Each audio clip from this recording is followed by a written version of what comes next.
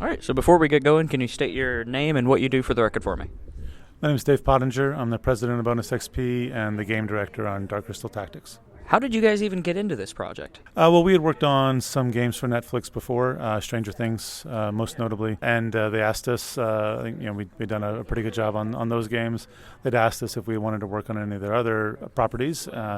And of course, Dark Crystal stuck out immediately as something that we're interested in. We're huge fans. A lot of us grew up with that movie, and it's kind of a dream come true to be able to work on it. Yeah. And as far as cursing goes, do whatever. Doesn't matter to us.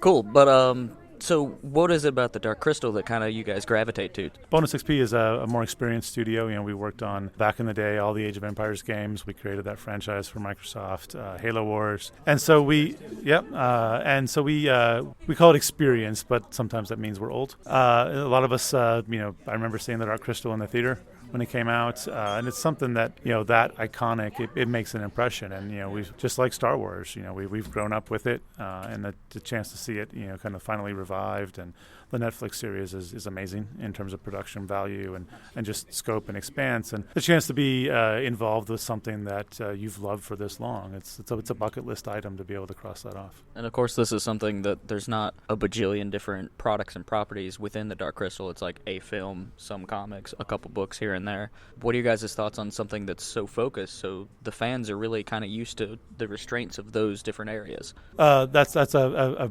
fantastic point, actually.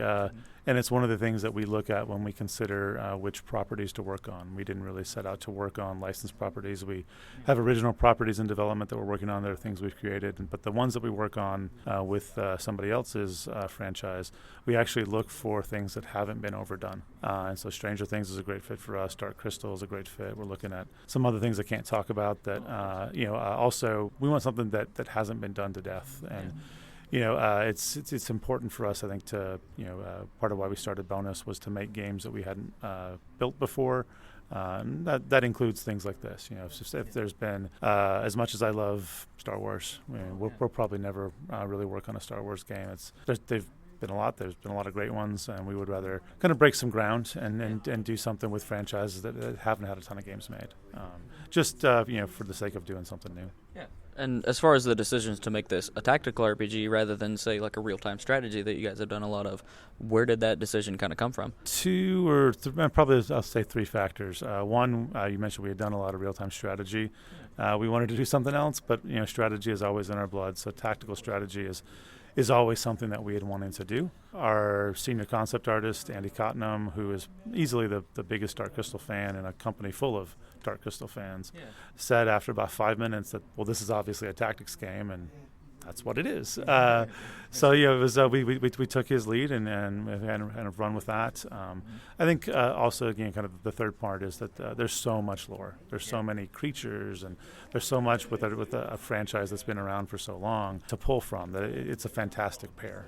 To take a game that needs a lot of depth and a lot of different units and abilities and things like that, and to pair it with something that has all that already there that the fans know about, and our job is to bring it to life. That's a fantastic set of options. Now, one of the guys, I was just playing the demo earlier, one of the things that they talked about is you guys were able to take a bunch of photos of the original puppetry and really work with the Henson family. How did that relationship kind of help you guys really mold this in a way that's respectful is not the right word, but as far as keeping the flavor of the brand? No, respect is a word. It's a word we actually use. Our job is, we're fans first and foremost, but we want to make sure that people feel like their love, the thing that they love for so long, and that starts with the Hensons on down. That we've done it justice, and it's in some ways one of the biggest challenges with the product is how do we take this thing and we don't want to screw it up because we love it, but we also don't want to screw it up because it's not going to be the thing that people who love the Dark Crystal are going to be excited about. So we've worked with the Henson Company. We had a chance to go out there and have meetings with them and get feedback even from Lisa Henson herself on some of our character designs. And we got a chance to go to the creature workshop and see different states of the puppets and get some really great source material and reference. And then we've continued to work with them after that and send them our character concepts and ideas. Ideas we had for how we're going to take the content that's in Age Resistance and was already defined. And there's a lot there, but not quite everything that we need to make the game.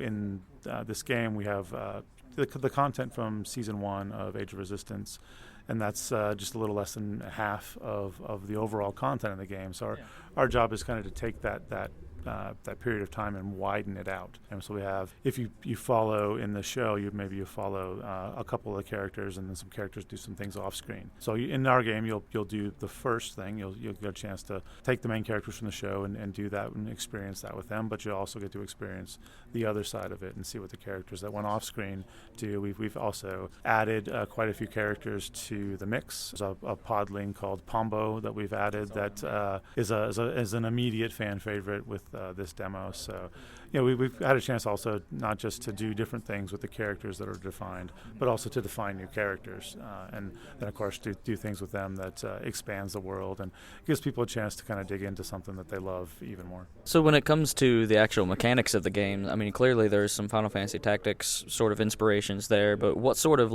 favorite pieces of Tactics history have you guys kind of pulled from, and how have you shaped that and kind of spun off of it to make something really new? You mentioned the big one, which is Final Fantasy Tactics. That's a lot of our inspiration, and for us, we talk about loving tactics games and wanting to make something like that. That's really one of the first ones that a lot of us played. You can look at stuff recently, like Into the Breach last year, and you can contrast that, say, to something like Fire Emblem, which just came out, and those are both very different takes, and then neither of them is quite Final Fantasy Tactics, but I think we tend into that smaller map category, something. We've done the big epic strategy games with Age of Empires, and Halo Wars wasn't quite as epic in scale as Age, but for us this is a chance to be more intimate. So I think we tend more to the Final Fantasy, Into the Breach style. There are plenty of maps that are larger than a screen, but most of the maps you can zoom out and you can fit almost the whole thing on the screen, and there's that sense of kind of understanding and trust in a weird way that you get when you can fully see the map and you can fully take it in, and you know that everything about it, whereas the big maps, it's a lot to keep track of, and it can be fun in a very different way. But our game is about this intimate, tight experience, and creating gameplay where within one move you can do something interesting, and it's very tight and tense that way. What's your favorite mechanic in the game or character so far, as something that really stands out to you? Or something you're really proud of, or something that took a lot of effort to make? New character-wise, we like a lot of the new characters that we've came up with. There's the 3 playable races: Gelflings, Podlings, and Fizzgigs. The Fizzgig, we have a Fizzgig named Boggy, and for me personally, that's my favorite character. I think about him like a lovable little puppy, and so that's always great in a game where we are experiencing going through some very difficult story elements. This is essentially a story about genocide. We need some levity, and we need some moments of fun, and the Podlings to some extent, and the Fizzgigs certainly they provide a lot of that. And I love the way that we've been able to kind of work those in and take the additional story elements that we've added and really make what feels like a more expansive, comprehensive story to what's in the season for Netflix. In terms of game features, I think the deformable terrain and kind of the different things that you can do there. We showed some of that at E3 with the boulders that you can knock around and create passages, and you can also player choice about some of those. So there's a pillar system where I can crush people with the pillars, or I can use that to make bridges over areas. If you're familiar with the Dark Crystal lore, there's a terrain called Gobbles, which is this sort of carnivorous quicksand, for lack of a better word. And if you get knocked into that, nobody would choose to actually walk into that, but if you get knocked back into that, you're gone.